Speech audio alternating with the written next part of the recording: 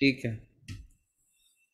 नारायण परा वेदा, ना देव नारायण अंगजा, नारायण परालोका, नारायण परामखा, नारायण परा वेदा, देवा नारायण अंगजा, नारायण परालोका, नारायण परामखा। एक बार और दोहरा सकते हैं सभी, जो भी डिवोटी सुन रहे हैं। नारायण परा वेदा, देवा नारायण अंगजा, नारायण परालोका, नारायण परामखा। शब्दार्थ: नारायण परमेश्वर, परः कारण स्वरूप, तथा उसी के निमित्त वेद ज्ञान, नारायण परमेश्वर के अंगजा सहायक, नारायण भगवान परा के लिए, लोक नारायण परमेश्वर परा उन्हें प्रसन्न करने के लिए, मखा सारे यज्ञ। अनुवाद श्रील प्रभुपाद के द्वारा। सारे वैदिक ग्रंथ परमेश्वर से ही बने हैं और उन्हीं के निमित्त हैं। देवता भी भगवान के शरीर के अंगों के रूप में उन्हीं की सेवा के लिए हैं। विभिन्न लोक भी भगवान के निमित्त हैं और विभिन्न यज्ञ उन्हीं को प्रसन्न करने के लिए हैं। इसका तात्पर्य: वेदांत सूत्र शास्त्र योनित्वात् के अनुसार परमेश्वर समस्त शास्त्रों के रचयिता हैं और सारे शास्त्र उन्हीं परमेश्वर को जानने के लिए हैं। वेदों का अर्थ है भगवान विषयक ज्ञान। वेदों की रचना बद्ध जीव की विस्मृत चेतना को जगाने के लिए हुई और ऐसा साहित्य जो ईश चेतना को जागृत करने वाला नहीं होता, वह नारायण पर भक्तों द्वारा त्याज्य है। जिन भक्तों का लक्ष्य नारायण, जिन ग्रंथों का लक्ष्य नारायण नहीं होता, ऐसे भ्रामक ग्रंथ ज्ञान नहीं है, अपितु उन कोवों के क्रीड़ा स्थल हैं जो विश्व भर का झूठन खाने में रुचि रखते हैं। ज्ञान, विज्ञान या कला के किसी भी ग्रंथ से नारायण का ज्ञान होना चाहिए, अन्यथा वह त्यागने योग्य है। ज्ञान की प्रगति का यही साधन है। परम पूज्य विग्रह नारायण है। पूजन के लिए देवताओं को नारायण से गौण स्थान प्रदान किया जाता है, और क्योंकि देवता तो विश्व के कार्यों की व्यवस्था में सहायक होते हैं।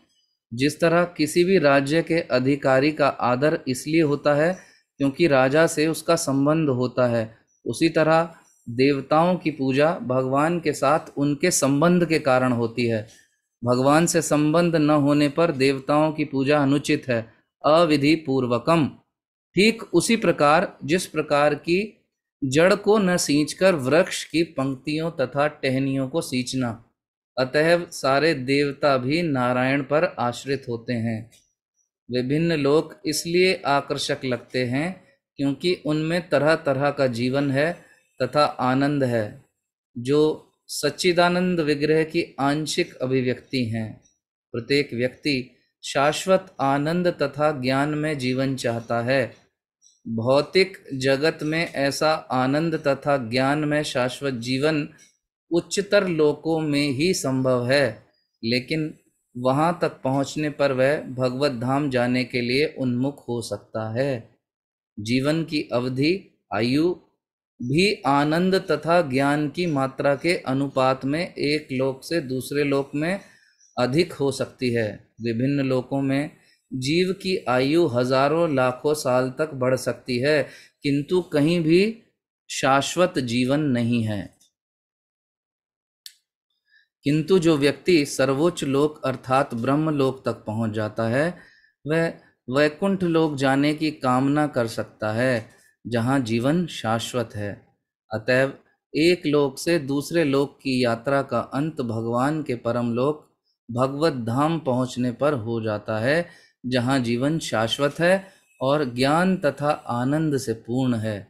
जितने सारे यज्ञ किए जाते हैं वे भगवान नारायण को प्रसन्न करके उन तक पहुँचने के लिए होते हैं, और इस कलयुग के लिए जिस सर्वश्रेष्ठ यज्ञ की संस्तुति की जाती है वह संकीर्तन यज्ञ है, जो नारायण पर भक्त की भक्ति में सेवा का मूल आधार है। देखिए कितना सुंदर तात्पर्य यहाँ शिल प्रभुपाद दे रहे हैं। प्रार्थना करते हैं शिला प्रभुपाद से कि इस सुंदर तात्पर्य के अर्थ को हम समझ सकें, जान सकें, और साथ ही साथ शिला सनातन गोस्वामी पाद से भी हम प्रार्थना करेंगे कि वो हमें बुद्धि शक्ति दें कि हम इस सुंदर तात्पर्य को, इसके गूढ़ रहस्य को हम जो है वो समझ सकें, जान सकें, और ये थोड़ा हमारी बुद्धि में प्रवेश कर सके जटिल विषय कि वास्तव में भगवान कौन है, क्या है। नमो विष्णुपादाय कृष्णप्रेष्ठाय भूतले श्रीमते भक्तिवेदांत स्वामिनिति नामिने। नमस्ते सारस्वते देवे गौरवाणी प्रचारिणे निर्विशेषा शून्यवादी पाश्चात्य देशतारिणे। सर्वशास्त्रबधिप्यूषा सर्ववेदेकसत्फला सर्वसिद्धान्तरत्नाढ्य सर्वलोकैकदिक्प्रदा सर्वभागवत प्राण श्रीमद्भागवत प्रभो कलिध्वंतोदितादित्या श्रीकृष्ण परिवर्तितः परमानन्दपाठाय प्रेमावर्षक्षराय ते सर्वदा सर्वसेव्याय श्रीकृष्णाय नमोऽस्तु ते। मदेकबन्धु मदसङ्गी मद्गुरु मन्महाधना मननिस्तारक मद्भाग्य मदानंद नमोस्तु ते। असाधु साधुता दायिन अति नीचोचता करा हाना मुंच कदाचिन्मां प्रेम्णा हृतकण्ठयो स्फुरा। हरे कृष्णा। सुंदर श्लोक आज का, नारायण परा वेदा देवा नारायण अंगजा। ये सुंदर श्लोक के ऊपर आज हम चर्चा करेंगे। इससे पूर्व आप लोग जो अभी तक पढ़ चुके हैं, चौथे स्कंद में जो प्रश्न किए थे परीक्षित महाराज ने सुखदेव गोस्वामी से, और सुखदेव गोस्वामी ने फिर उनको कहा कि मैं तुम्हें वो संवाद बताता हूँ जो ब्रह्मा जी और नारद जी के बीच में हुआ। नारद जी ने भी यही 6 प्रश्न पूछे और ब्रह्मा जी ने जो उत्तर दिया वो मैं तुम्हें बता रहा हूँ। और उन्होंने उनसे पूछा था कि भौतिक जगत का आधार क्या है, इसका रूप क्या है, आश्रय क्या है, कौन इसको बनाता है, कौन इसकी रचना करता है, संभालता कौन है, और फिर कौन इसका संहार करता है। तो उन्हीं उस जो चर्चा है नारद मुनि और ब्रह्मा जी के बीच की, इस 5वें जो स्कंद का ये जो हम अध्याय दूसरे स्कंद का जो ये 5वां अध्याय हम पढ़ रहे हैं, इसमें उन्हीं प्रश्नों के ऊपर चर्चा है। और 1 से 8 श्लोक तक जब हमने पढ़ा था, आप लोग रोज पढ़ रहे हैं तो आपने देखा होगा वो 6 प्रश्न उन्होंने किए और उसके उत्तर में जो है यहाँ पर वही चर्चा हो रही है। और अब जो हम ये आज श्लोक पढ़ने वाले हैं 15वां, यहाँ पर 14 से लेकर 16 तक जो श्लोक हैं उसमें 3 प्रश्नों का, उसमें से 3 प्रश्नों का उत्तर जो है ब्रह्मा जी दे रहे हैं। यद रूपम, यद अधिष्ठानम और यद परम, इन 3 विषयों के ऊपर जो है ब्रह्मा जी इन 3 श्लोकों में 14, 15 और 16 में उसका उत्तर दे रहे हैं। और यहाँ पर भगवान नारायण के विषय में उनका गुणगान कर रहे हैं और बता रहे हैं कि वास्तव में सब कुछ कौन है करने वाले? नारायण ही हैं। ईश्वर परम कृष्णा सच्चिदानंद विग्रह अनादिर आदिर गोविंदे सर्व कारण कारणम। और यहाँ पर बता रहे हैं सबसे पहले तात्पर्य में श्रील प्रभुपाद वेद के अर्थ के विषय में। वेद का अर्थ बताया उन्होंने भगवान विषयक ज्ञान, यानी वेद क्या है? भगवान के विषय में जो सारा ज्ञान है। वास्तव में वेद का अर्थ मतलब ही अर्थ ही ज्ञान है। तो ये सारे वेद जो प्रकट हुए हैं ये स्वयं भगवान से ही प्रकट हुए। तो जो व्यक्ति ये सारे वेद बना रहा है उसको कितना सारा ज्ञान होगा कि नहीं होगा? एक सुंदर उदाहरण से श्रील प्रभुपाद बताते हैं, यदि कोई व्यक्ति एक पुस्तक लिखता है तो पुस्तक लिखने वाला जो व्यक्ति है उसको वो सारा ज्ञान जो उस पुस्तक में है वो सारा ज्ञान होता है। उसी प्रकार सारे वेद जो भगवान से प्रकट हुए हैं तो ये स्वतः हम समझ सकते हैं कि इन वेदों के अंदर जितना भी ज्ञान है वो सब भगवान को पता है, भगवान उसके जानकार हैं, भगवान जानते हैं। सर्वस्य चाहम हृदि सन्निविष्टो मत्था स्मृति ज्ञान अपोहनम च वेदेश सर्वेर अहमेव वेदो वेदांत कृत वेद विदेह चाहम। तो ये वेद ही आधार हैं भगवान को जानने का भी, क्योंकि भगवान ने सारा ज्ञान प्रकट किया इन वेदों में तो उसमें अपने विषय में भी बताया। तो यदि हम भगवान के विषय में जानना चाहते हैं, जो जिज्ञासा नारद मुनि ब्रह्मा जी से कर रहे हैं, वो सारा ज्ञान जो है वास्तव में इन वेदों में है। सर्वस्य चाहम हृदि सन्निविष्टो।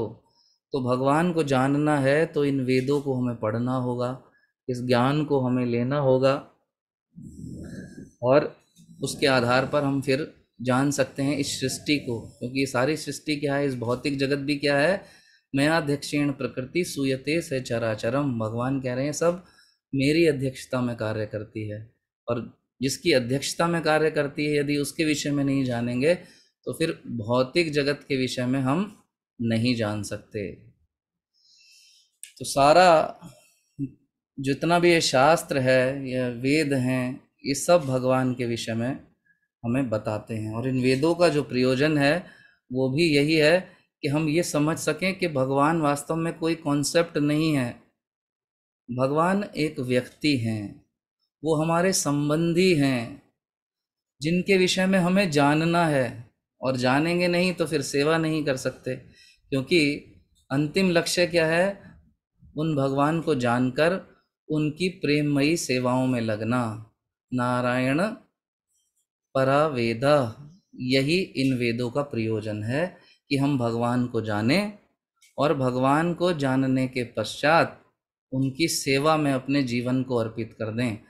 अगर हम ऐसा नहीं करते तो फिर वास्तव में हम वेदों को नहीं समझ पा रहे हैं। यदि कोई व्यक्ति वेदों का अध्ययन करता है परंतु भगवान की सेवा में उसका हृदय नहीं लग रहा तो फिर वो वास्तविकता से वेदों का अध्ययन ठीक से नहीं कर रहा। क्योंकि इन वेदों का प्रयोजन क्या है?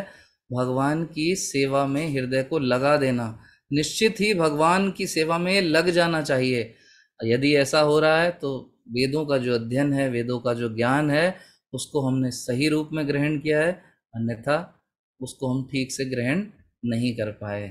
तो वेदों का अर्थ एक तरह से श्रील प्रभुपाद ये भी कहते हैं, इसके दो अर्थ हैं कि अर्थ क्या मतलब सारे वेद भगवान से प्रकट होते हैं और साथ ही साथ ये भगवान को जानने के लिए हैं। दो बातें श्रील प्रभुपाद तात्पर्य में समझा रहे हैं कि सारे जितने भी वेद हैं ये भगवान से प्रकट होते हैं और साथ ही साथ इनका प्रयोजन क्या है? भगवान को जानना है। और आगे प्रभुपाद कह रहे हैं, देवा नारायण अंगजा, ज्ञान की प्रगति का यही साधन है। परम पूज्य विग्रह कौन है? नारायण है।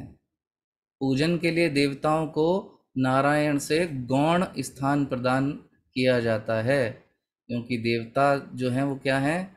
वो विश्व के कार्यों की व्यवस्था में सहायक हैं। ये सब भगवान के सहायक हैं। देवताओं के विषय में फिर बता रहे हैं कि सारी प्रकृति में जो कुछ भी है, ईश्वर तो परम कृष्ण हो गए, और ये सब देवी देवता क्या हैं, भगवान के सहायक हैं। और इस सृष्टि की रचना जो भी करते हैं, पालन करते हैं, वो सब डायरेक्टली कुछ नहीं करते भगवान, सब इन सब देवी देवताओं की सहायता से करते हैं। जिस प्रकार हमारे शरीर में अलग अलग अंग होते हैं, उसी तरह क्या है, हमारे शरीर के जो जैसे अलग अलग अंग हैं, उसी तरह ये सब देवी देवता क्या हैं, ये सब भगवान के सहायक हैं और इस सृष्टि को चलाने में उनकी मदद करते हैं, सहायता करते हैं। साथ ही आगे प्रभुपाद जी बता रहे हैं कि ये जो देवी देवता हैं, ये जो कुछ भी प्रदान करते हैं, ये मेरी अनुमति से ही प्रदान करते हैं। ऐसा कुछ नहीं है इनके पास कि डायरेक्टली अपने से कुछ भी दे सकें। कुछ भी प्रदान करने वाले वास्तव में भगवान ही हैं, भगवान श्री कृष्ण या विष्णु नारायण। और जो बुद्धिमान व्यक्ति है वो क्या करता है, वो देवी देवताओं की शरण ग्रहण नहीं करता। यथा तरोर्मूल निश्चय चनेन तृप्यन्ति तस्कंद भुजोपशाखा प्राणोपहाराच यथेन्द्रियाण तथैव सर्व हरणम च्युतज्य। पेड़ की जड़ में यदि जल दिया जाए तो क्या होता है, पेड़ की जड़ में जल देने से पूरा पेड़ हरा भरा रहता है। अलग अलग एक एक पत्ती पे, एक एक डाल पे जल देने की आवश्यकता नहीं पड़ती। उसी प्रकार जब कोई भगवान नारायण की सेवा करता है तो सारे देवी देवता स्वतः प्रसन्न हो जाते हैं।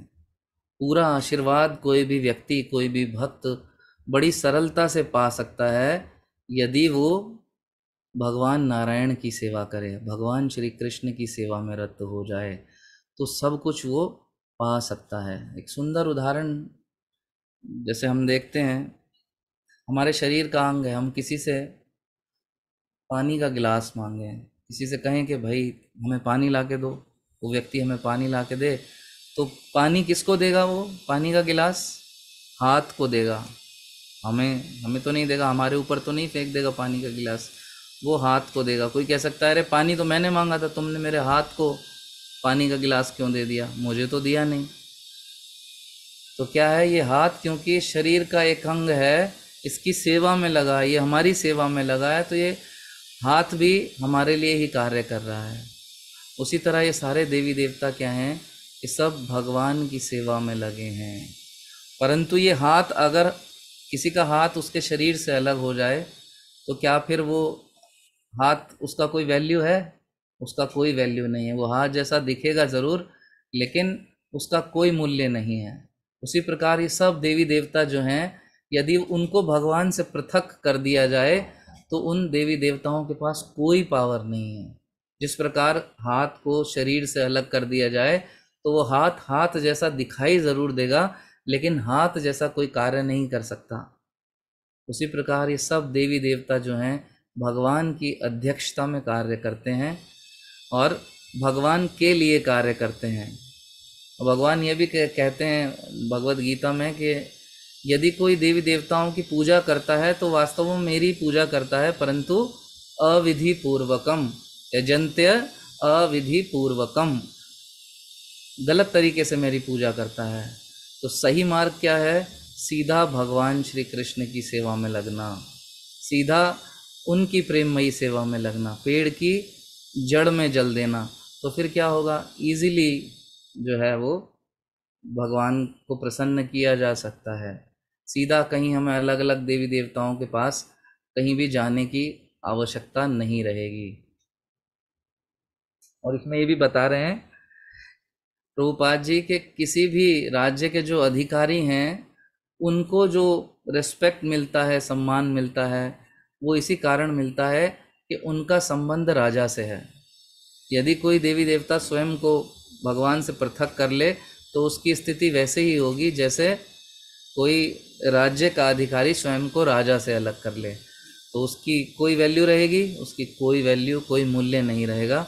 उसी प्रकार ये देवी देवता भी तभी तक पावरफुल हैं जब तक भगवान से संबंधित हैं, उनसे अलग जाकर उनकी कोई पावर, कोई पोजीशन, कोई शक्ति उनके पास नहीं रहती। और अंत में शिल प्रभुपाद क्या कह रहे हैं, अतएव सारे देवता भी नारायण पर आश्रित हैं। भगवान भी क्या कहते हैं भगवद गीता में, सब कुछ मुझ पर आश्रित है, एवरीथिंग डिपेंड्स ऑन मी, सब कुछ मेरे ऊपर आश्रित है। मत पर तरम नान्यता किंचिद अस्ति धनंजया, मयि सर्वम इदम प्रोक्तम सूत्रे मणिगणा इवा।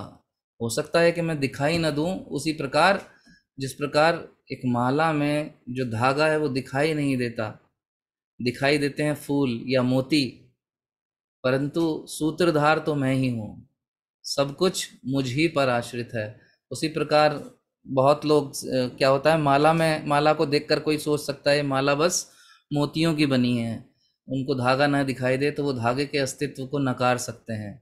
ऐसे ही इस भौतिक जगत में बहुत सारे लोग होते हैं जो अलग अलग देवी देवताओं के उपासक होते हैं, उनकी भक्ति करते हैं, लेकिन भगवान के अस्तित्व को, भगवान श्री कृष्ण को, नारायण को नहीं स्वीकारते, भगवान की भक्ति नहीं करते, क्योंकि क्या है, वो बाह्य रूप देख रहे हैं। भगवान भी कहते हैं देवी ये शाम गुणमयी मम माया दुरत्तया, मेरी माया जो है ना इतनी प्रभावी है, ये उसका प्रभाव है कि उसके प्रभाव में आकर वो लोग मुझे देख ही नहीं पाते। लेकिन जो भक्त भगवान की शरण ग्रहण कर लेता है, वो फिर साफ साफ देख पाता है कि जो मोती दिखाई दे रहे हैं गुथे हुए, इसके अंदर एक धागा भी है। समाश्रिता ये पद पल्लव प्लवम महत पदम पुण्य यशो मुरारे, भवाम बुधिर वत्स पदम परम पदम, पदम पदम यत विद्याम न तेषाम। तो भगवान के चरणों की, उनकी शरण, नारायण की शरण जो व्यक्ति ग्रहण कर लेता है, भगवान उसको वो बुद्धि, वो बल, वो ज्ञान प्रदान करते हैं कि वो ये समझ पाता है कि सब कुछ जो है वो भगवान श्री हरि श्री नारायण के आश्रय में है, सब कुछ उन्हीं के ऊपर आश्रित है।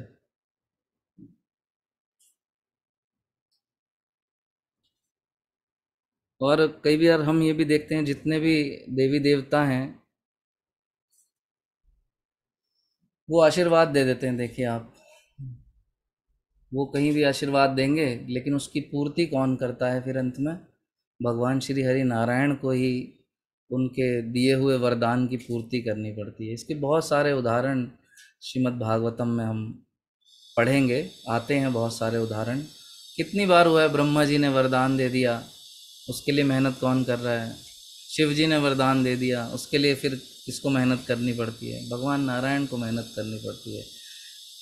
भगवान भी भगवद गीता में कहते हैं, सातया श्रद्धा युक्त तस्य आराधनम ईहते लभ्यते चे ततः कामान मया एव विहितानितान। अर्थात ये सब जितने भी लाभ ये देवी देवता प्रदान करते हैं, ये वास्तव में मेरे द्वारा प्रदान किए जाते हैं, ये नहीं दे रहे। स्वयं भगवान भगवद गीता में इस बात का प्रमाण देते हैं 7वें अध्याय में।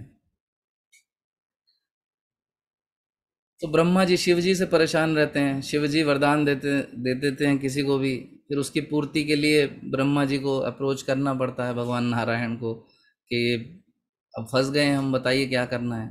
ब्रह्मा जी भी कभी कभी वरदान दे देते हैं, तो फिर लक्ष्मी जी परेशान रहती हैं उनसे कि भाई ये ब्रह्मा और शिव ये सदैव या अन्य देवी देवता कुछ ना कुछ वरदान देते रहते हैं किसी को, और उसकी वजह से मुझे प्रॉब्लम होती है। प्रॉब्लम क्या होती है, भगवान नारायण उस आशीर्वाद की पूर्ति में लग जाते हैं। अब सोचिए किसी के घर में किसी का हस्बैंड हमेशा बाहर की प्रॉब्लम्स ही सॉल्व करता रहे तो पत्नी तो नाराज़ होगी, उसको गुस्सा भी आएगा कि क्या है, हर टाइम तुम बाहर के ही कामों में लगे रहते हो। इसी प्रकार लक्ष्मी जी परेशान है ब्रह्मा जी से, ब्रह्मा जी परेशान है शिव जी से। बहुत सारे उदाहरण हैं ऐसे। हमने देखा एक कालियवन के विषय में हमने आपको कथा बताई थी, शिव जी ने कालियवन के पिता को आशीर्वाद दे दिया। महर्षि शैशिरायन, उन्होंने तपस्या की 12 वर्ष कठोर, शिवजी प्रकट हो गए। शिवजी से उन्होंने वरदान मांगा कि ऐसी संतान दे दो कि जो किसी से हारे नहीं, उसको कोई हरा ना सके, कोई उसको, वो जहां भी युद्ध करे वो जीत जाए। तो फिर महर्षि शैशिरायन जो है और रंभा, जो अप्सरा है उस उनके सहयोग से जो है उनके कालयवन नाम का पुत्र उत्पन्न हुआ।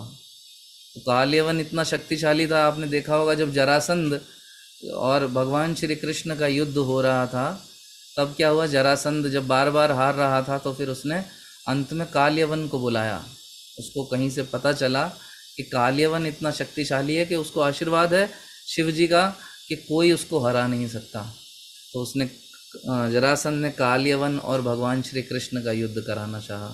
तो जब मथुरा में कालयवन आया युद्ध करने के लिए तो फिर भगवान ने क्या किया, बोला ठीक है युद्ध कौन कौन करेगा, मैं करूँगा और तुम करोगे।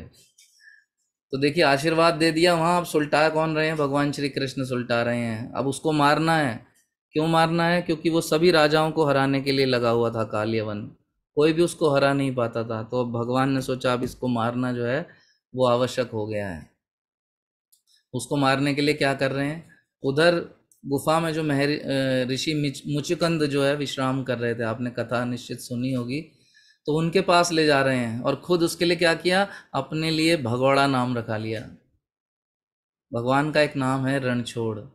भगवान से जब युद्ध करने के लिए कालयवन आया तो भगवान युद्ध से भागे, क्योंकि भगवान वैसे तो क्या है स्वराट हैं, वो शिव जी के आशीर्वाद से ऊपर जाकर कालयवन का गला एक क्षण में काट सकते थे, लेकिन भक्त का मान जो है भगवान कभी टालते नहीं। शिव जी ने आशीर्वाद दिया है तो क्या है उसको मार नहीं सकते। अब क्या करें, युद्ध भी हो रहा है, तो फिर उसको लेके जाते हैं ऋषि मुचुकुंद के पास गुफा में। ऋषि मुचुकुंद को जो है इंद्र ने वरदान दिया था कि जो भी तुम्हारी निद्रा में खलल डालेगा और तुम्हारी दृष्टि उसके ऊपर पहली बार पड़ेगी तो वो व्यक्ति क्या होगा, वो वहीं भस्म हो जाएगा। तो भगवान उस गुफा में लेकर जाते हैं कालयवन को, और जब अपने वस्त्र उस गुफा में जाकर भगवान ऋषि मुचुकुंद के ऊपर डाल देते हैं और भ्रम में ये कालयवन उनको जगा देता है। और जैसे ही दृष्टि मुचुकुंद महाराज की पड़ती है कालयवन के ऊपर तो वो भस्म हो जाता है, मर जाता है। तो क्या है, शिवजी ने वरदान दे दिया और इधर बहुत सारी प्रॉब्लम्स आ रही हैं भगवान को, यहाँ तक कि उनको भगोड़ा नाम मिल गया, रणछोड़ नाम मिल गया, और उसको भी उन्होंने स्वीकार कर लिया। किसकी प्रसन्नता के लिए, शिव जी के वरदान की पूर्ति करने के लिए, उनकी प्रसन्नता के लिए। तो ये ऐसे विशेष भगवान हैं। वास्तव में देवी देवता तो आशीर्वाद दे के हट जाते हैं, लेकिन भगवान उसकी पूर्ति करते हैं। वहीं ब्रह्मा जी देखिए, ब्रह्मा जी ने हिरण्यकशिपु को वरदान दे दिया, ठीक है तुम यहाँ नहीं मर सकते, वहाँ नहीं मर सकते, दिन में नहीं मर सकते, रात में नहीं मर सकते, तुम्हें इंसान नहीं मार सकता, जानवर नहीं मार सकता। चारों तरफ से हिरण्यकशिपु ने अपनी शील्डिंग कर ली कि कोई मुझे मार ना सके। अब क्या करें, ब्रह्मा जी फंस गए, सारे देवी देवता परेशान हैं, इंद्र भी प्रार्थना कर रहे हैं ब्रह्मा जी से कि बचाओ, रक्षा करो, ये हिरण्यकशिपु तो हमारे इंद्रासन को ही कब्जाने में लगा है। ब्रह्मा जी सोच रहे हैं कि क्या किया जाए। अब तो फंस गए भगवान, भगवान नारायण के पास जा रहे हैं, प्रार्थना कर रहे हैं, भगवान बचाओ, रक्षा करो, आपके हाथ में ही है, हमसे कुछ नहीं होगा। तो फिर भगवान क्या करते हैं, प्रहलाद महाराज ने जहाँ कहा कि इस खंबे में हैं भगवान, उस खंबे से प्रकट हो गए। स्तंभे सभायाम न मृगम न मानुषम, भरी सभा में एक खंबे से ऐसा रूप प्रकट किया, न मृगम न मानुषम, ना वो जानवर का शरीर है और ना ही एक मनुष्य का। तो देखिए यहाँ प्रहलाद महाराज की रक्षा, ब्रह्मा जी की रक्षा, ब्रह्मा जी के दिए हुए आशीर्वाद की रक्षा, और सभी देवी देवताओं की रक्षा करने के लिए भगवान को कितना कष्ट सहन करना पड़ा। भरी सभा में ऐसा रूप लेकर आना पड़ा कि आधा जानवर और आधा मनुष्य। अभी हम कल कक्षा में चर्चा कर रहे थे, यदि कोई हमें कहे कि हमें अपने किसी रिश्तेदारों की पार्टी में आधा रूप ऐसा बना के जाना है कि आधा मेकअप बंदर का बनाना है और आधा नीचे आपने जीन्स वीन्स डाली हुई है, अच्छे से शूज़ डाले हुए हैं रिबॉक के, ऐसा रूप बना के जाना है, क्या हम जाएंगे? नहीं। जबकि हमारी पोजीशन इतनी स्ट्रांग भी नहीं है, हम इतने कोई बहुत नामचीन व्यक्ति भी नहीं है, लेकिन फिर भी हम ऐसा करने से कतराएंगे, डरेंगे। लेकिन ईश्वर परम कृष्णा जो सभी ब्रह्मांडों के नायक हैं, वो भगवान ऐसा रूप धरने के लिए भी तैयार हो जाते हैं, अपने भक्तों की प्रसन्नता के लिए, उनके वचन का पालन करने के लिए। तो देखा जाए तो क्या ये सभी देवी देवता कहाँ आश्रित हैं? इनका आश्रय भगवान श्री कृष्ण ही हैं, और भगवान ही इनको अनुमति प्रदान करते हैं, और वास्तव में इनके द्वारा दिए गए आशीर्वाद और वचनों का पालन भी स्वयं भगवान ही करते हैं। बात समझ में आई? तो आगे तात्पर्य में श्रील प्रभुपाद कह रहे हैं, विभिन्न लोक इसलिए आकर्षक लगते हैं क्योंकि उनमें तरह तरह का जीवन है तथा आनंद है, जो सच्चिदानंद विग्रह की आंशिक अनुभूतियां हैं। तो ये सारे लोग क्या है, भगवान के शरीर से प्रकट होते हैं। इसलिए क्या है, यहाँ ये भौतिक जगत भी सुंदर है, ये भी हमें आकर्षित करता है। इस भौतिक जगत में भी आप देखेंगे ऐसे सुंदर सुंदर स्थान है कि उनको देख के व्यक्ति प्रसन्न हो जाता है। कश्मीर, आज तक भी लड़ाई चल रही है, झगड़ा चल रहा है कश्मीर को पाने के लिए, ये कश्मीर हमारा है, हम नहीं छोड़ेंगे। कोई देश कह रहा है कि ये हमारा है, हम नहीं छोड़ेंगे। यूरोपियन कंट्रीज इतनी सुंदर हैं, आप देखेंगे तो देखते रह जाएंगे, एकदम मंत्रमुग्ध हो जाएंगे। क्यों है ऐसा? क्योंकि ये सब भगवान के द्वारा प्रकट की गई हैं। आगे प्रभुपाद कह रहे हैं, विभिन्न लोकों में जीव की आयु हजारों लाखों साल तक बढ़ सकती है, किंतु कभी भी शाश्वत जीवन नहीं है, कहीं भी शाश्वत जीवन नहीं है। किंतु जो व्यक्ति सर्वोच्च लोक अर्थात ब्रह्मलोक तक पहुंच जाता है, वह बैकुंठ लोक जाने की कामना कर सकता है, जहां जीवन कैसा है, शाश्वत है। तो बहुत सारे अलग अलग लोकों के विषय में यहाँ पर चर्चा हो रही है। 14 भुवन का नाम सुना है आपने? 14 भुवन, 14 लोक।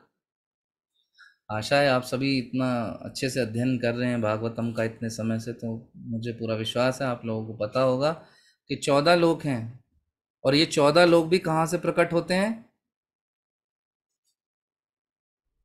ब्रह्मा जी की नाड़ी से, जब वो सॉरी भगवान नारायण की नाभि से जब ब्रह्मा जी प्रकट होते हैं, तो वो कहाँ प्रकट होते हैं? कमल के पुष्प के ऊपर। और उस कमल को जब प्रकट करना है, तो सबसे पहले क्या निकलता है? जिसके ऊपर कमल ठहरता है वो कमल की डंडी होती है, कमल डंडी, कमल गट्टा भी बोलते हैं शायद उसको। तो वो कमल नाल, यस राइट वर्ड इज कमल नाल। तो जो कमल की नाल है, पहले वो प्रकट होती है, फिर उसके ऊपर पुष्प प्रकट होता है, फिर उस पुष्प के ऊपर ब्रह्मा जी प्रकट होते हैं। तो साथ ही साथ ये जो नाल है, उसके अंदर ये 14 लोक आते हैं, अलग अलग, जो हम निम्न लोकों से लेकर उच्च लोक तक की बात करते हैं। सत्य लोक यानी सबसे नीचे क्या है? अतल, फिर वितल, फिर सुतल, फिर तलातल, फिर रसातल, फिर महातल और फिर पाताल। उसके बाद आती है हमारी ये पृथ्वी, भूलोक। उसके बाद भूवरलोक। उसके बाद आता है स्वर्गलोक। उसके बाद महरलोक, फिर जनलोक, फिर तपलोक और फिर ब्रह्मलोक या सत्यलोक। तो ये 14 अलग अलग लोक हैं, जो बिल्कुल नीचे से लेके पाताल लोकों से लेके ब्रह्मा जी के जो निवास स्थान है, जो ब्रह्मा जी का लोक है, वहां तक। तो क्या कह रहे हैं यहाँ पे प्रभुपाद? इन सभी लोकों में क्या है? अलग अलग आयु है, अलग अलग व्यक्ति की अलग अलग आयु है, और अलग अलग वहाँ पे काल का प्रभाव है। वहाँ का जो समय चक्र है, समय की गति है, वो भी अलग अलग है। अब देखिए ब्रह्मा जी की आयु कितनी है? 100 वर्ष। लेकिन हमारे इस पृथ्वी के 100 वर्ष अलग हैं, और ब्रह्मा जी के जो 100 वर्ष हैं वो अलग हैं। आपने देखा ना, ब्रह्मा जी का एक दिन में ही 14 मनु होते हैं, और एक मनु में कितनी चतुर्युगी? 71 चतुर्युगी। और चतुर्युगी का अर्थ क्या हुआ? एक बार सतयुग, फिर त्रेता युग, फिर द्वापर युग, फिर कलयुग। तो ये कॉम्बिनेशन है एक चतुर्युगी। ऐसी ऐसी 71 चतुर्युगी एक मनु में, और एक दिन में कितने सारे मनु हो गए देखो। और ये एक दिन हुआ, फिर ऐसी ही एक रात, और फिर ऐसे एक साल, और फिर 100 साल। कितनी बड़ी आयु ब्रह्मा जी की है। लेकिन यहाँ का 100 साल छोटा है। अलग अलग लोक में अलग अलग आयु है।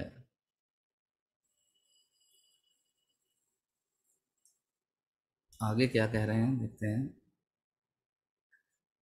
थोड़ा सा पानी पी लें।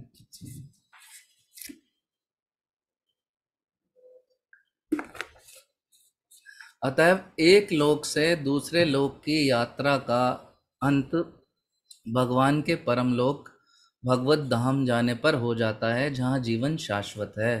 तो ये जो सत्य लोक है, ब्रह्मा जी का जो लोक है, भगवान का लोक इससे भी ऊपर है। तो जब कोई व्यक्ति, कोई जीव भगवान के परम धाम तक पहुंच जाता है, तो फिर क्या है, उसकी आयु जो है शाश्वत है, और वो क्या कर सकता है, उस शाश्वत जीवन का आनंद ले सकता है, ज्ञान को प्राप्त कर सकता है, और अपने जीवन को आनंद पूर्ण बिता सकता है।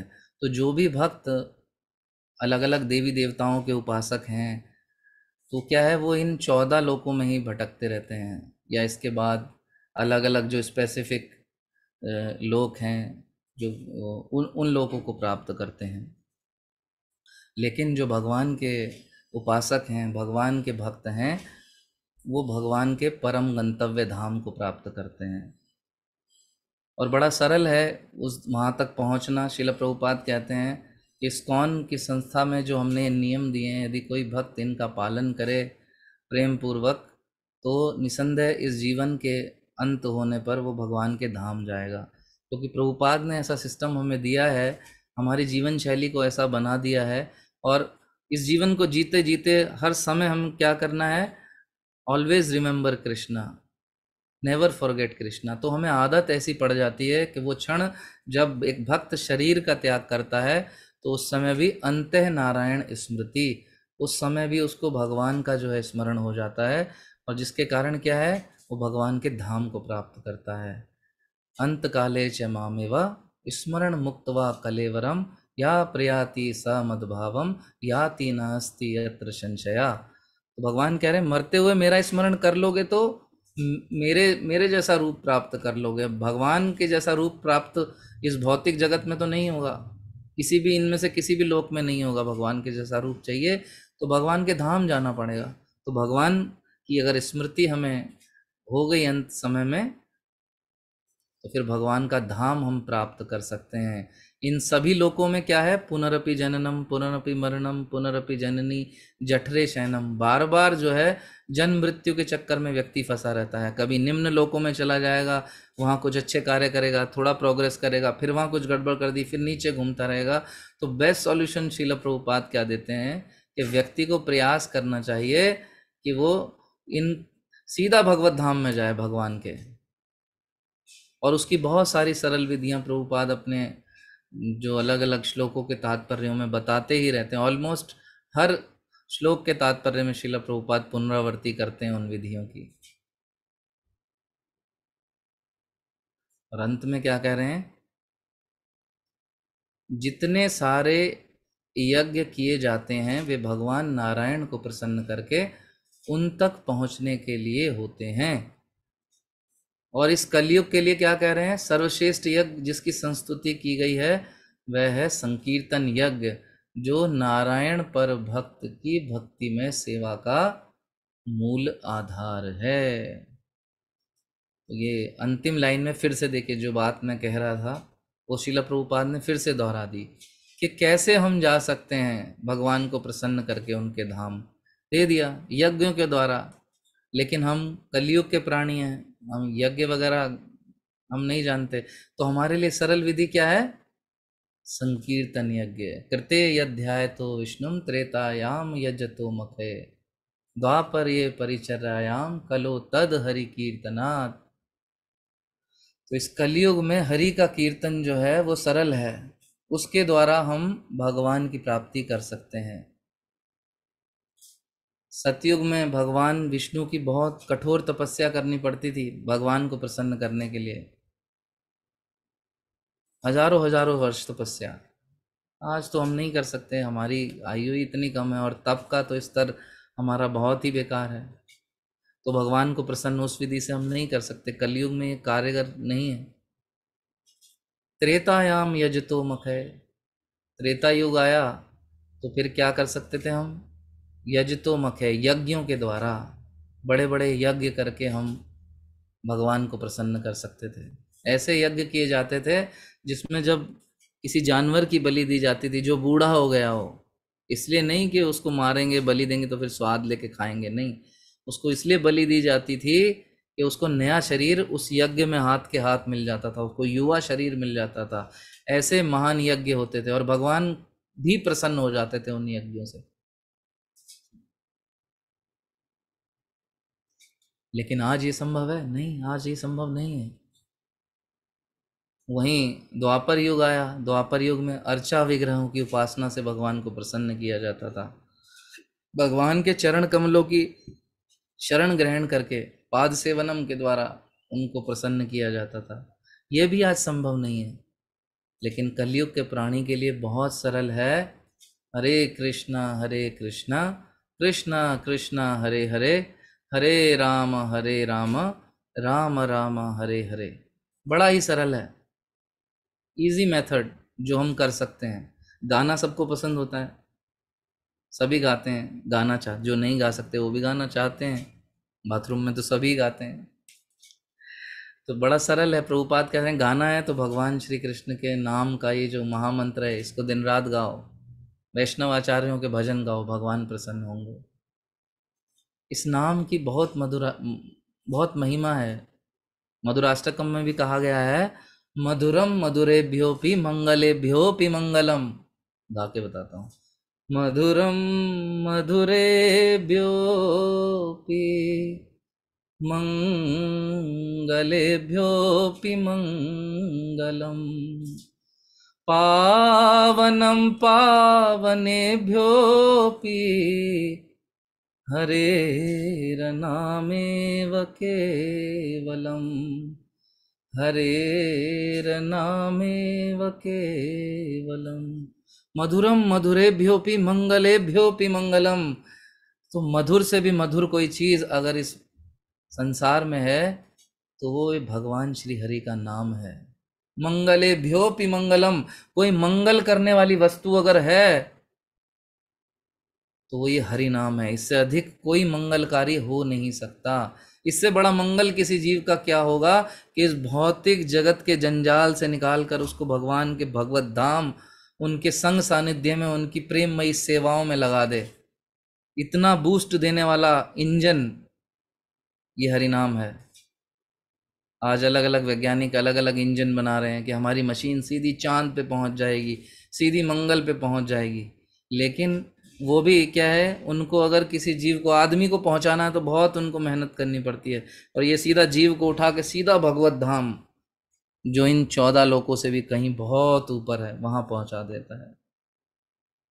पावनम पावनेभ्योपि, हृदय को पावन कर देने वाला, निर्मल कर देने वाला। हमारे अंदर कितने विकार है मन में, काम क्रोध लोभ मोह मत्सर्य सब कुछ भरा हुआ है। लेकिन ये भगवान का जो नाम, पवित्र नाम है, जो 16 माला का जप शिला प्रभुपाद ने हमें दिया, भले ही आज हम टूटा फूटा करते हों, भले ही रुचि नहीं आ रही, बहुत रस नहीं आ रहा, लेकिन इस नाम के प्रभाव से क्या है, धीरे धीरे हमारे चित्त का मार्जन होता है। चेतो दर्पण मार्जनम भव महादावाग्नि निर्वार्पणम, शैव कैरव चंद्रिका वितरणम विद्यावधु जीवनम। चित्त का पूरी तरह मार्जन कर देता है, हमें निर्मल कर देता है, साफ कर देता है, इस योग्य बना देता है कि भगवान के धाम में हम प्रवेश कर सकें। तो ये ऐसा मधुर नाम है, इसकी शरण हमें लेनी ही लेनी चाहिए। कली काले नाम रूपे कृष्ण अवतार, ये भगवान का जो नाम है ये स्वयं भगवान है। अभिनत्वा नाम नामिनो, there is no difference between Krishna and his name. कोई फर्क नहीं है भगवान में और उनके नाम में। तो जब हम भगवान का नाम पुकारते हैं, जिस व्यक्ति के जीवन में ये नाम है, जिस संकीर्तन की संस्तुति शिला प्रभुपाद इस तात्पर्य की अंतिम लाइन में कर रहे हैं, ये नाम स्वयं कृष्ण है। जिसके जीवन में ये नाम है, जिसके गुरु ने उसको प्रदान किया, जिस दीक्षित भक्त को, तो वो इस सोच सकता है उसके जीवन में स्वयं भगवान श्री कृष्ण हैं। उसके जीवन में उसके साथ हर समय श्री कृष्ण है। ये नाम इतना अद्भुत है।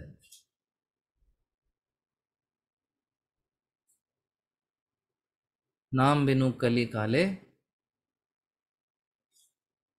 आर नहीं धर्म, सर्व मंत्र सार नाम यही शास्त्र मर्म। ऐसा कहा गया है कि नाम बिनु कली काले आर नहीं धर्म, और इस कली काल में और कुछ धर्म है ही नहीं जीव का, केवल उसे भगवान का नाम जपना है। हरेर नाम हरेर नाम एव केवलम, कलो नास्तेव नास्तेव नास्तेव गतिरन्यथा। कोई और उपाय है ही नहीं, नहीं है नहीं है नहीं है, तीन तीन बार कह रहे हैं। मैं अक्सर ये बात कहता हूँ कि मोदी जी एक बार टीवी पे आके कहते हैं कि कल से 2000 का नोट नहीं चलेगा, तो पूरी कंट्री में चलना बंद हो जाता है। तो मोदी जी की हम बात इसलिए मानते हैं, मजाक नहीं लगा था किसी को, सब समझ गए थे कि कल से नहीं चलेगा। Because Modi ji is a position holder man, एक पावरफुल प्रभावशाली पदासीन व्यक्ति हैं। लेकिन जब भगवान कहते हैं कि हरेर नाम एव केवलम, कलो नास्ते व नास्ते व नास्ते व, तीन बार कह रहे, लेकिन फिर भी हम यकीन नहीं करते। हम इधर उधर के पूजा अनुष्ठानों में लगे रहते हैं। आज क्या है जी, आज वो वाला व्रत है जो पति के लिए रखा जाता है, पति परमेश्वर है। भक्तों की बात नहीं कर रहा, इस भौतिक जगत में यही चलता है। पति परमेश्वर हो गए, उनकी आरती उतर रही है, और पति क्या कर रहे हैं, उस दिन बाहर से दारू वारू पी के आए हैं और उनकी आरती उतर रही है उन परमेश्वर की ना। ये सब बकवास। वास्तव में हरि नाम की शरण लेनी है। हम हमारे भगवान श्री कृष्ण नारायण जो ये कह रहे हैं शास्त्रों में, उसके ऊपर विश्वास करना पड़ेगा। ये जो हमारे आचार्य कह रहे हैं उसके ऊपर विश्वास करना पड़ेगा कि इस नाम के अलावा कोई और उपाय नहीं है, नहीं है, नहीं है। स्वयं महाप्रभु चैतन्य, जब हम चैतन्य चैतामृत पढ़ते हैं तो हम समझते हैं कि उनके आने का जो बाह्य कारण थे, उनके आने के कुछ आंतरिक कारण थे, कुछ बाह्य कारण थे। उनके बाह्य कारणों में एक मुख्य कारण ये भी था कि वो सबको हरिनाम संकीर्तन देना चाहते थे। इस कलयुग के जीवों का उद्धार कैसे होगा, ये भिन्न भिन्न अनुष्ठान पूजा ये सब करने से कुछ होने वाला नहीं है उनका। तो ये नाम संकीर्तन देने के लिए स्वयं भगवान श्री कृष्ण आए। जैसे श्रील प्रभुपाद ये हरिनाम संकीर्तन देने के लिए पाश्चात्य देशों में गए, वैसे ही गौरांग महाप्रभु स्वयं ये हरिनाम संकीर्तन देने के लिए इस भौतिक जगत में आ गए। स्वयं नित्यानंद प्रभु को सेवा दे दी, जाओ और घर घर जाओ और लोगों से कहो कि बोलो भाई हरि बोल हरि बोल हरि बोल, मुखे हरि बोल भाई, ए मात्र भिक्षा चाहिए। नित्यानंद प्रभु स्वयं गौरांग प्रभु की आज्ञा मानकर घर घर जाते थे, नवदीप के दरवाजा खटखटाते थे। जब कोई व्यक्ति बाहर निकलता था उससे कहते थे कि भाई कुछ तो बोलो, हरि नाम पुकारो, हरि बोल बोलो, मुखे हरि बोल भाई, यही मात्र भिक्षा चाहिए, यही भीख दे दो बस मुझे। देखिए नित्यानंद प्रभु जो बलराम है वो क्या कह रहे हैं जीव से, उसके उद्धार के लिए। भगवान की दया की पराकाष्ठा देखिए, नित्यानंद प्रभु को भेज दिया स्वयं बलराम जी जो उनके प्रथम विस्तार हैं, और वो घर घर जाके भीख मांग रहे हैं कि मुखे हरि बोल भाई, मुख से हरि का नाम पुकारो। कोई हमें कहे जन्माष्टमी है, भगवान की प्रसन्नता के लिए, प्रभुपाद की प्रसन्नता के लिए घर घर जाके थोड़ा चंदा इकट्ठा कर लाओ, हम अपनी कॉलोनी में भी नहीं जा पाते हैं। जो व्यक्ति थोड़ा भी चंदा देगा उसको सुकृति मिलेगी, उसको लाभ मिलेगा। लेकिन हम क्या सोचते हैं, अरे नहीं, मैं एक रेपुटेड व्यक्ति हूँ इस गली का, ये मैं चंदा मांगने जाऊंगा ये थोड़ा जमेगा नहीं। लेकिन भगवान कितने दयालु हैं, बलराम जी को नित्यानंद प्रभु को लगा दिया सेवा में, घर घर जा रहे हैं, मुखे हरि बोल भाई, यही मात्र भिक्षा चाहिए, एक बार हरि बोल बोल दो। पृथ्वी थे आछे यत नगर आदि ग्राम, सर्वत्र प्रचार होई मोर नाम। भगवान यही इच्छा कर रहे हैं कि गली गली शहर शहर में मेरा नाम हो जाए, ताकि इस भौतिक जगत के सारे जीव जो हैं उनका उद्धार हो जाए, और फिर वो मेरे धाम में आकर मेरे साथ आनंद से रहें। उस आनंद की बात हो रही है जो यहाँ शीला प्रभुपाद कह रहे हैं, आनंद से रहें और सदा सदा के लिए रहें, ना बीमारी हो, ना बुढ़ापा हो, ना जन्म और मृत्यु का दुख, ना आदिदैविक कलेश, ना आदि भौतिक कलेश, ना आध्यात्मिक कलेश, कुछ नहीं, केवल आनंद। और वो भी कितने समय के लिए, हमेशा हमेशा के लिए। श्रीमद् भागवतम भी देखिए, हम भागवतम पढ़ रहे हैं ना, वास्तव में ये भागवतम है क्या? भागवतम का अंतिम श्लोक मालूम है क्या कहता है? नाम संकीर्तन यस्य सर्व पाप प्रणाशनम, प्रणामो दुख शमनस्तम, नमामि हरि परम, नमामि हरिम परम। तो ये जो भगवान का नाम है सारे पापों को नष्ट करने वाला है। भगवान कह रहे हैं भगवत गीता में 18वें अध्याय में, सर्वधर्माण परित्यज्य मामेकम शरणम व्रज अहम त्वाम सर्व पापेभ्यो मोक्षयिष्यामि मा शुचा। मेरी शरण ग्रहण कर लो, सारे पापों से मुक्त कर दूंगा, डरो मत। लेकिन हम देखें हमारे मंदिर में भी भगवान है, घर में भी भगवान है, लेकिन हमारी शरणागति का स्तर कैसा है? एकदम थर्ड क्लास। क्या सेवा हम करते हैं? कुछ नहीं, सिर्फ अपनी इंद्रिय तृप्ति में, अपने परिवारजनों की इंद्रिय तृप्ति में, अपने नाम पूजा प्रतिष्ठा लाभ, इसके लिए ही हमारा सारा समय हम लगा देते हैं। भगवान के अर्चा विग्रहों को देख के ये तो विश्वास आता नहीं कि ये स्वयं कृष्ण है। प्रतिमा नहीं तुम्ही साक्षात ब्रजेंद्र नंदन, नहीं आता है विश्वास। तो कैसा समर्पण? तो भगवत गीता की बात तो हमारे ऊपर एप्लीकेबल नहीं हुई जो द्वापर युग में अर्जुन से कहा भगवान श्री कृष्ण ने। तो भगवान दयालु हैं, सोच रहे हैं क्या करें, ये जीव तो मारे जाएंगे भाई, नहीं है इनका समर्पण। तो इसलिए भागवतम क्या बता रहे हैं यहाँ पे? नाम संकीर्तन यस्य सर्व पाप प्रणाशनम। भगवान नाम रूप ले लेते हैं अपना। और प्रभुपाद, शीला प्रभुपाद और हमारे वर्तमान जो गुरु आचार्य वृंद हैं, उनके जैसे दयालु भक्तों की कृपा से वो क्या कर रहे हैं, हमारे जीवन में ये नाम रूपी कृष्ण हमें प्रदान कर दे रहे हैं कि लो इनका संग करो और जाओ भगवत धाम। तो ये भागवतम का अंतिम श्लोक है। और भागवतम कौन है वास्तव में? भागवतम ऐसा बताया जाता है, हम सोचते हैं भागवतम एक पुस्तक है, जो पुस्तक हम पढ़ रहे हैं भागवतम नहीं। ये श्रीमद् भागवतम कागज की एक पुस्तक नहीं है मात्र, ये भगवान का पुस्तक रूप है, ऐसा कहा गया है। और भगवान श्री कृष्ण के 10 विभिन्न विभिन्न अंगों से इन 12 स्कंदों की तुलना की गई है। यहाँ है वो अंग। एक बहुत सुंदर श्लोक आता है, मैं वो बता के आपको फिर क्लास क्लोज करूँगा। ज़्यादा ही लंबी क्लास हो गई, आप लोग थोड़ा शॉर्ट क्लास करते हो, मैं तो बस बोले जा रहा हूँ। एक सुंदर पंक्तियाँ हैं उसमें भगवान के अंगों से तुलना की गई है श्रीमद् भागवतम के 12 स्कंदों की।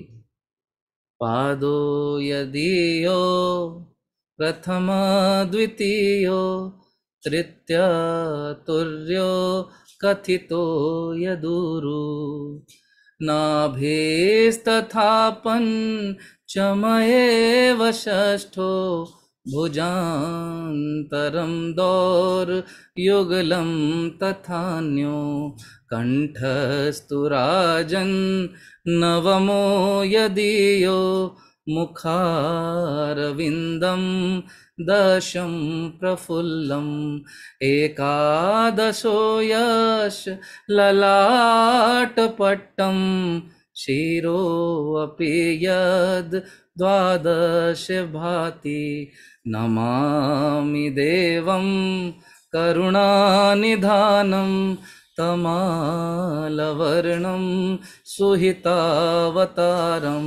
अपार संसार समुद्र सेतुं भजामहे भागवत स्वरूपम।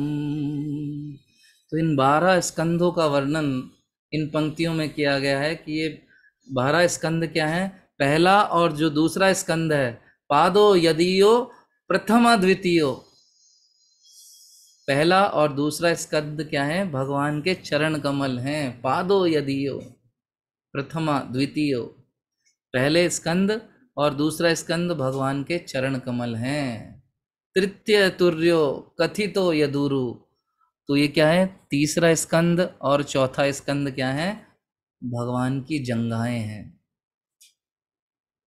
कितनी सुंदर ये पंक्तियां हैं, भगवान का पूरा रूप आप देख सकते हैं स्कंद में। 5वां स्कंद भगवान की नाभि है। 6ठा स्कंद भगवान का सीना। 7वां और 8वां स्कंद है भगवान की भुजाएं। 9वां स्कंद भगवान का कंठ। 10वां स्कंद भगवान का मुख। 11वां स्कंद भगवान का मस्तक।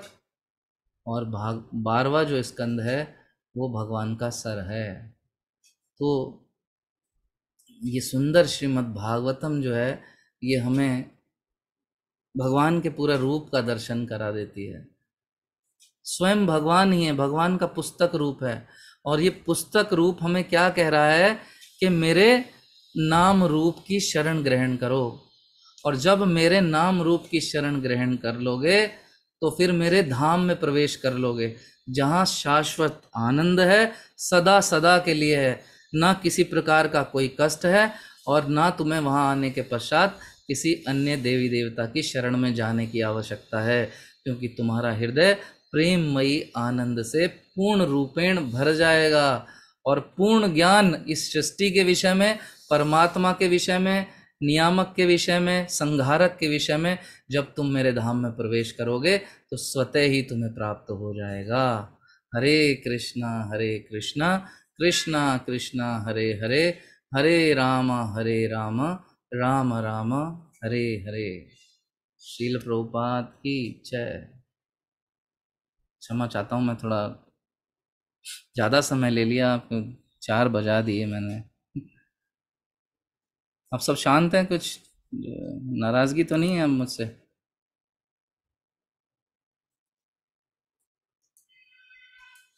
कोई प्रश्न है किसी का तो आप प्रश्न करिए। 1-2 प्रश्न ले लेते हैं क्योंकि ऑलरेडी समय ज़्यादा हो गया, देन वी विल क्लोज।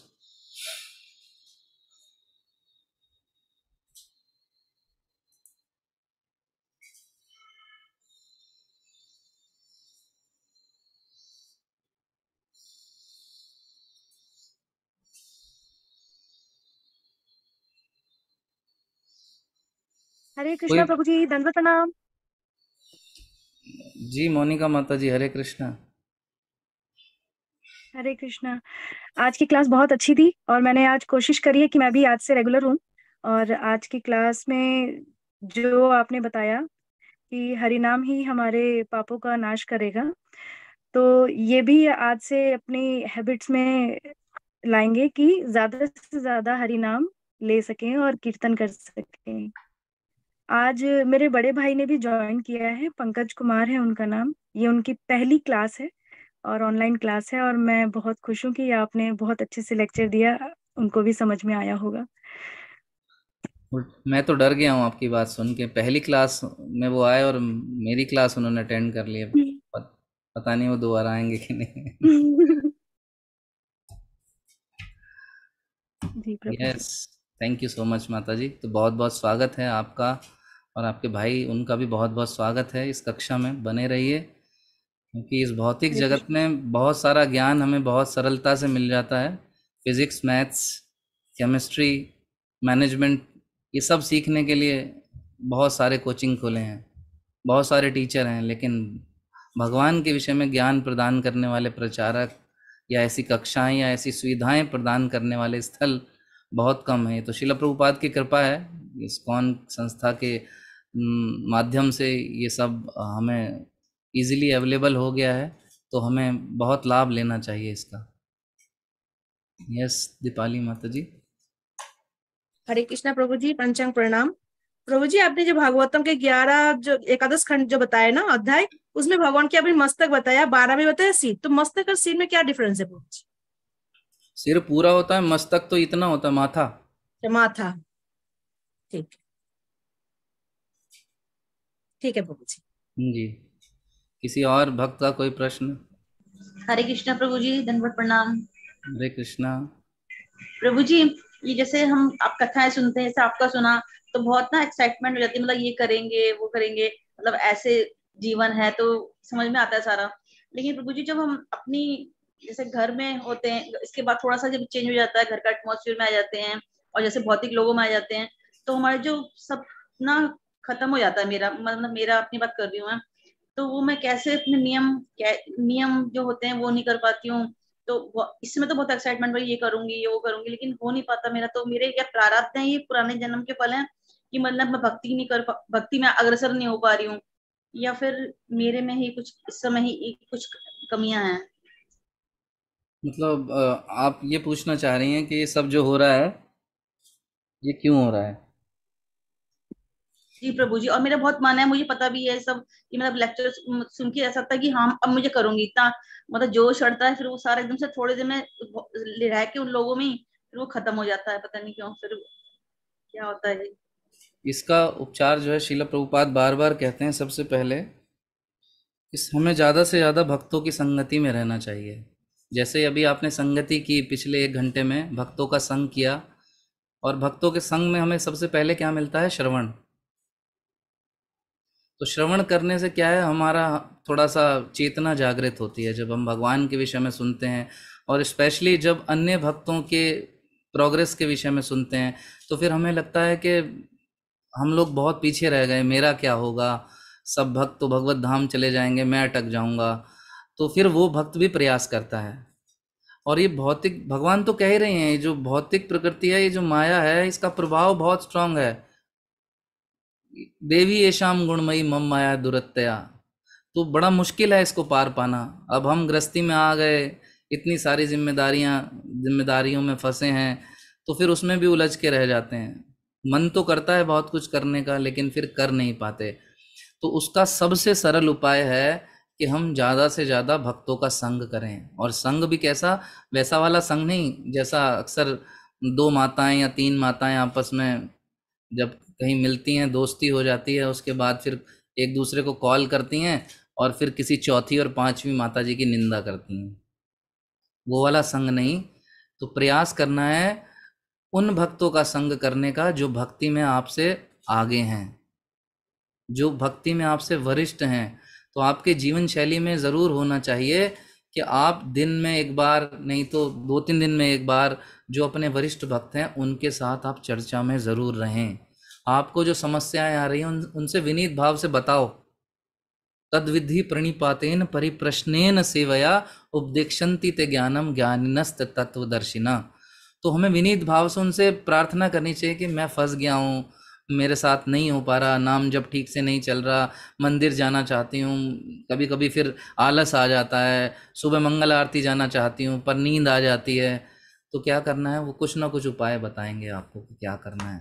धीरे धीरे स्टेप वाइज आप कैसे कर सकते हो। आपकी हर व्यक्ति की, हर भक्त की अलग अलग परिस्थिति है, उसकी पारिवारिक, सामाजिक और क्या कहते हैं उसको, धन की स्थिति, ये सब जो है असर करती हैं हमारे भक्तिमय जीवन पर।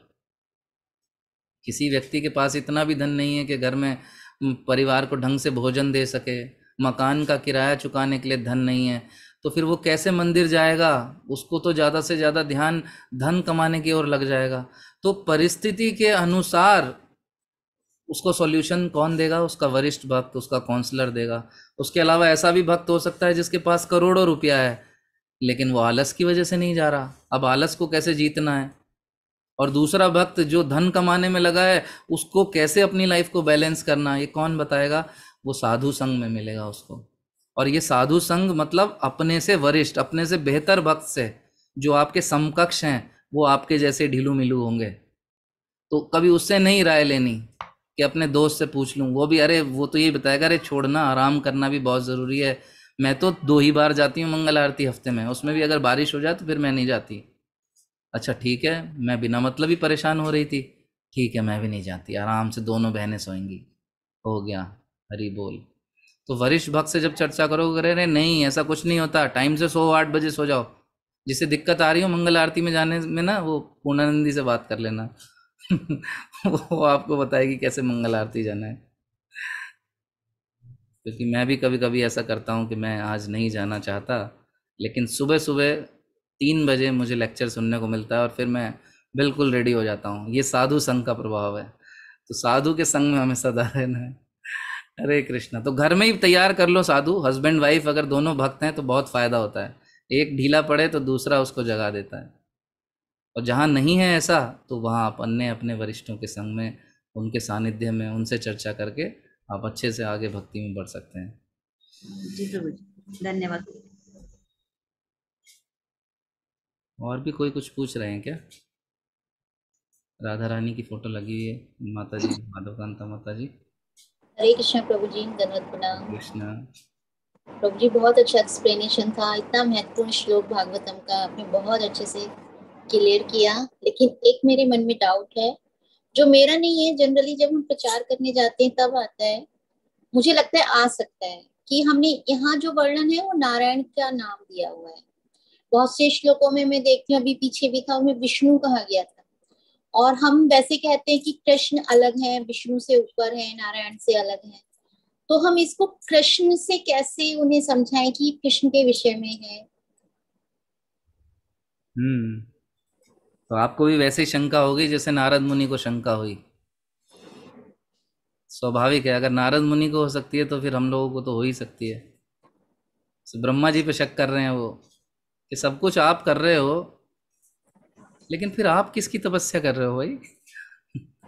ये नारायण सब कुछ कर रहे हैं तो फिर शेषनाग के ऊपर ऐसे हाथ रख के अब ये किसके ध्यान में लगे हैं? ये बहुत गूढ़ विषय है वैसे, मतलब इसको समझना ये पूरी हिरार्की है।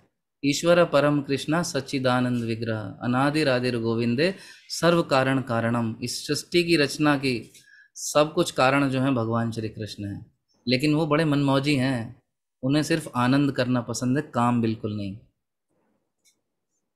वो घर के हस्बैंड जैसे ही हैं, बिल्कुल आनंद में रहना चाहते हैं, काम नहीं करना चाहते घर का। तो उसके लिए क्या करते हैं, अपना विस्तार करते हैं। ये पूरा किसी दिन, ये थोड़ा लंबा विषय है, समझाने में भी समय लगेगा, तो किसी दिन पूरा डिटेल में समझाएंगे। पूरी हिरार्की है। भगवान श्री कृष्ण का पहला एक्सपेंशन जो प्रसार है वो बलराम जी हैं, और उन बलराम से पूरा चतुर्व्यूह प्रकट होता है। अनिरुद्ध, प्रद्युम्न, संकर्षण और एक और है, मैं भूल रहा हूँ, क्या नाम है, संकर्षण, प्रद्युम्न, चलिए मैं बता दूंगा आपको। तो उस एक्सपेंशन में जो संकर्षण है ये बलराम जी हैं, इनसे एक और एक्सपेंशन होता है, और उसमें फिर महासंकर्षण उत्पन्न होते हैं। उन महासंकर्षण से नारायण, और फिर नारायण से शिरोदक्षाय विष्णु, गर्भोदक्षाय विष्णु और कारणोदक्षाय विष्णु प्रकट होते हैं। अब अगर मैं ऐसे बताऊंगा तो आधे भक्त अभी एग्जिट करना शुरू कर देंगे। तो लेकिन ये सब क्या है, ये सब भगवान श्री कृष्ण का एक्सपेंशन है। सब कुछ करने वाले कृष्ण ही हैं। ये नारायण भी स्वयं भगवान कृष्ण हैं। श्रील प्रभुपाद एक बहुत सुंदर और सरल तरीके से इस बात को समझाते हैं कि कैसे हम समझ सकते हैं कि एक व्यक्ति है, सपोज वो जब ऑफिस में जाता है तो उसका व्यवहार थोड़ा दूसरा रहता है, उसका ड्रेसअप दूसरा रहता है, उसके बात करने का तरीका दूसरा रहता है। वो जेंटलमैन टाइप बैठा होगा, सबसे बड़ी गंभीरता से बात करेगा, हाँ तुम्हारा टारगेट पूरा हुआ कि नहीं हुआ, तुम्हारा पूरा कि नहीं हुआ। लेकिन वही व्यक्ति जब आप देखोगे संडे के दिन सुबह अपने घर पे होता है अपने बच्चे के साथ, तो उसका छोटा सा बच्चा नंगा उसके कंधे पे बैठा होता है, और वो बच्चा वही व्यक्ति कैसे बोल रहा होता है, अले अले अले गोलू मोलू क्या कर रहे हो। तो व्यक्ति एक ही है, लेकिन उसकी गतिविधि बदल गई। भगवान श्री कृष्ण मुरली बजाते हैं, आनंद लेते हैं, लेकिन नारायण रूप में जो हम बात कर रहे हैं वो अपना एक्सपेंशन करते हैं, अपना विस्तार करते हैं। किस लिए? इस सृष्टि की रचना करने के लिए, उसको चलाने के लिए, उसका संहार करने के लिए अपना एक्सपेंशन करते हैं। एक सरल भाषा में एक नया व्यक्ति ऐसे समझ सकता है। तो अगर हम नारायण की सेवा करते हैं तो कृष्ण की ही सेवा है। लेकिन इस बात को स्वीकारने में, समझने में पूरी तरह इसको विषय को पूरा, हाँ यस, एक माता जी ने लिखा है वासुदेव, मैं भूल रहा था ना, वसुदेव, अनिरुद्ध, संकर्षण और प्रद्युम्न, इन 4 रूपों में विस्तार करते हैं। ठीक है, ये इसमें उलझ जाएंगे भक्त, उनका रस आज वाला डिस्टर्ब हो जाएगा। हम कहते हैं ना अंते नारायण स्मृति जी, और भगवान श्री कृष्ण भगवद गीता में कहते हैं मेरा ध्यान करो, तो दोनों एक ही है। गुरु, साधु और शास्त्र, इन तीनों की भाषा एक ही होती है, और विषय वस्तु भी एक ही होती है। Yes, anybody else? 108 कौन है ये? कृष्णा प्रभु जी। आप अपना शुभ नाम बताना, अगर अच्छा लगे तो बता दीजिए, और दर्शन भी दें तो भी अच्छा है, वरना लग रहा है ये कोई 108 लोग से भविष्यवाणी या आकाशवाणी हो रही है। नहीं नहीं प्रभु जी, हरे कृष्णा प्रभु जी। मैंने ये पूछना था कि हम बहुत सारे लेक्चर्स में सुनते हैं कि हम शरीर नहीं है, हम आत्मा है, तो बड़ा कंफ्यूजन सा लगता है कि हम एज ए बॉडी शरीर ही एग्जिस्ट कर रहे हैं, फिर कैसे कंसिडर करें कि हम आत्मा है। ये थोड़ा सा बड़ा कंफ्यूजन सा लगता है। मोस्टली लेक्चर्स में यही होता है प्रभु जी। मतलब आप क्या चाहते हो? आपको उस स्तर पे आना चाहते हो कि आपको अनुभूति हो कि आप आत्मा हो? हाँ, होना तो चाहिए। जब हम पढ़ते हैं ऐसा, देखिए तो ये भौतिक शरीर क्या है, ये नश्वर है पर असत नहीं है। ये इसकी एग्जिस्टेंस है, आप इसको इग्नोर नहीं कर सकते। ये एक वाहन है इस भौतिक जगत में इस आत्मा के रहने के लिए। एक किराए का घर जरूर है लेकिन घर है। शाश्वत घर भगवान का धाम है, लेकिन ये भी एक घर है। जैसे किराए का घर आपका नहीं होता, आपको एक दिन छोड़ना होता है, लेकिन आपको टेम्परेरीली वो भी आश्रय प्रदान करता है। आपको बारिश से बचाता है, आपको गर्मी से बचाता है, आपका जीवन चलता रहे उसके लिए सुविधा प्रदान करता है। तो क्या है, हम हैं तो भगवान के ही अंश। ममे वांशो जीवलोके जीवभूता सनातना मना षष्ठाणी इंद्रियाणी प्रकृति स्थानी कर्षति। भगवान कह रहे हैं ये जीव मेरा ही अंश है। तो फिर हमें समझ में आए या ना आए, हमें इसके ऊपर डाउट नहीं होना चाहिए। डाउट है मीन्स हमें भगवान की वाणी पर डाउट है। और लेकिन हम इसका भौतिक जगत में भी प्रत्यक्ष उदाहरण देख सकते हैं कि हम अपने जीवन में सब कुछ इस शरीर के लिए करते हैं, सारे रिश्ते नाते इस शरीर से संबंधित मानते हैं। लेकिन वही शरीर जब जीवात्मा जो भगवान का अंश है शरीर से बाहर निकल जाता है, वो शरीर घर पे ही पड़ा रहता है, लेकिन उसको कोई क्या कहता है, सब क्या बोलने लगते हैं, डेड बॉडी है। और कितनी देर के लिए अपने घर में रखते हैं, कुछ घंटों के लिए। उसको बाहर भेजते हैं कि सड़ने लगेगा, बदबू आएगी, बेकार हो जाएगा। तो ये एक प्रमाण है, हम सामने सामने देख रहे हैं अपने कि हम ये शरीर तो नहीं हो सकते।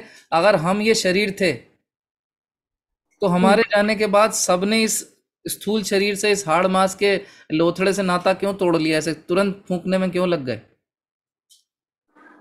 ये जस्ट एक वाहन है, एक टेम्परेरी किराए का घर जैसा है। इसमें रहकर आपको ये सुविधा प्रदान की जा रही है कि आप भगवान के नाम की शरण ग्रहण करके, उनके चरण कमलों की शरण ग्रहण करके, भक्तों की शरण ग्रहण करके अपने शाश्वत धाम जाएं और अपना आध्यात्मिक शरीर प्राप्त करें। ठीक है माता जी? ठीक है प्रभु जी, हरे कृष्णा, थैंक यू। ये सुनने के बाद भी ये समझना, मुझे पता है इस बात का अनुभव करना बहुत मुश्किल होता है। क्यों? क्योंकि हम करोड़ों जन्मों से सारी एक्टिविटीज इस शरीर के स्तर पर ही करते आए हैं। गर्मी लग रही है, शरीर को लग रही है, भूख लग रही है, शरीर को लग रही है, थक रहा है शरीर, सोना है। कभी हमें ही नहीं कहते कि आत्मा को भूख लग रही है, हरि नाम दे दूं। अरे कोई ना कहे तो लोग पूरा जन्म हरि नाम नहीं लेते, भूख नहीं लग रही। लेकिन कोई व्यक्ति होगा इस भौतिक जगत में ऐसा जो उसको कहो नहीं तो वो भोजन ना करे, दूसरे की गर्दन काट के भोजन करेगा, है ना? क्योंकि हमारी चेतना क्या है, हम शारीरिक स्तर पर अटैच्ड हैं करोड़ों जन्मों से। और उस चेतना से, हमारे चेतना के स्तर को बढ़ाने के लिए ये वेद हैं, ये शास्त्र हैं, आचार्य हैं। हमें क्या करना है, ज़्यादा फिलॉसफी में नहीं जाना। आपको अनुभूति ना हो कोई बात नहीं, इसको एक अपॉर्चुनिटी समझो। प्रभुपाद कहते हैं कि शरीर को, ये जो हमें शरीर मिला है, मानव शरीर, इसका पूरा लाभ उठाएं। ऐसा ना हो कि ये शरीर हमारा जानवरों की तरह, जो जानवर शरीर में आनंद ले रहे हैं, वो हम इस शरीर में आनंद लें और बस ऐसे ही खत्म होकर चले जाएं। भक्ति करें भगवान की, है ना? तो एक श्लोक भी आता है, आहार निद्रा भय मैथुनम च सामान्य एतत् पशुभि नराणाम धर्मो हि तेषाम अधिको विशेषो धर्मेन हीना पशुभीर समाना। आहार निद्रा भय और मैथुन के स्तर पे नहीं अटके रहना है, धर्म का पालन करना है इस शरीर में रह के, तो हम इस शरीर का पूरा लाभ ले सकते हैं। ठीक है माता जी? थैंक यू प्रभु जी, हरे कृष्णा जी। हरे कृष्ण। आज आप लोग ऐसे प्रश्न कर रहे हो जिनको समझने में व्यक्ति को, भक्तों को भी पूरा जीवन लग जाता है, और आप मुझे टास्क दे रहे हो 5 मिनट में समझाने का। समय काफी हो गया, क्लोज करें सेशन। 4:05 हो गए। आपकी भागवतम और भगवत गीता दोनों का टाइम मैं अकेले ले गया। चलिए एक प्रश्न और ले लेते हैं, आनंद विलासनी माता जी नहीं तो नाराज हो जाएंगी। हरे कृष्ण प्रभु जी, दंडवत प्रणाम। हरे कृष्ण प्रभु जी। जी हरे कृष्णा। हाँ प्रभु जी, वो जो श्लोक आपने बोला था ना, वो पादो यदि तो प्रथमा द्वितीया, प्रभु जी श्लोक शेयर कर दीजिएगा। अच्छा ठीक है, मैं बोलूंगा, आप लिख लेना। प्रभु जी वो नहीं लिख पा रहे हैं जल्दी से, आप शेयर कर देंगे तो नहीं? ठीक है, मैं लिख के भेज दूंगा। धन्यवाद प्रभु जी। हरे कृष्ण। हरे कृष्ण। शालिनी माता जी कह रही हैं उनके पास है। एक से एक ज्ञानी भक्त हैं हमारी क्लास में, आप बस इच्छा करो सब ये आपको शेयर कर देंगे तुरंत। सीता माता जी आप भी कहिए।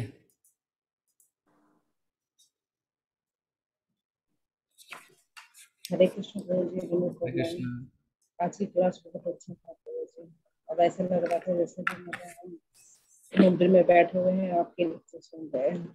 बहुत बहुत बढ़िया था। हाँ तो ये आपका टेम्पल जूम टेम्पल ही है, ये मंदिर ही तो है। जी प्रभु जी। ये माता जी मन... कहाँ गई है? जी माता जी किधर है? माता जी कहाँ हैं? हाँ ये गहन प्रश्न आप ऑनलाइन पूछ रही हो, क्या आप माता चाहते जी हो? नहीं दिख रहा। हाँ माता जी को जी कॉल माता जी करके दिख पूछो। नहीं रही है ना। वो कहीं किसी कार्य में व्यस्त है। जी ठीक है। दंड प्रणाम प्रभु जी। हरे कृष्णा। तो आज जो भी हमने चर्चा की, बोलने में यदि हमसे कोई त्रुटि हुई हो, कहीं जो भी कुछ मिस्टेक हुई, उच्चारण की गलतियां हुई हों, उसको आप क्षमा कीजिएगा। और मेरे बताने से किसी के हृदय को कोई ठेस पहुंची हो तो उन भक्तों से भी मैं क्षमा प्रार्थी हूँ। साथ ही साथ आप ज़रूर प्रार्थना कीजिए मेरे लिए भी, इस प्रकार मैं सेवा करता रहूं। आप सभी भक्तों के हृदय में जिस प्रकार श्रीमद् भागवतम के प्रति, देखिए हमने कितना महिमा सुना अभी भागवतम का, भागवतम के प्रति आप सबके हृदय में जैसा प्रेम है, उसका थोड़ा अंश भी मेरे हृदय में आ सके, आप बहुत आपका आशीर्वाद की मैं याचना करता हूँ, मेरे लिए लाभकारी होगा। हरे कृष्णा कृष्णा कृष्णा हरे हरे, हरे राम राम राम हरे हरे। ग्रंथराज श्रीमद् भागवतम की जय, श्रील प्रभुपाद की जय। उपस्थित सभी भक्तों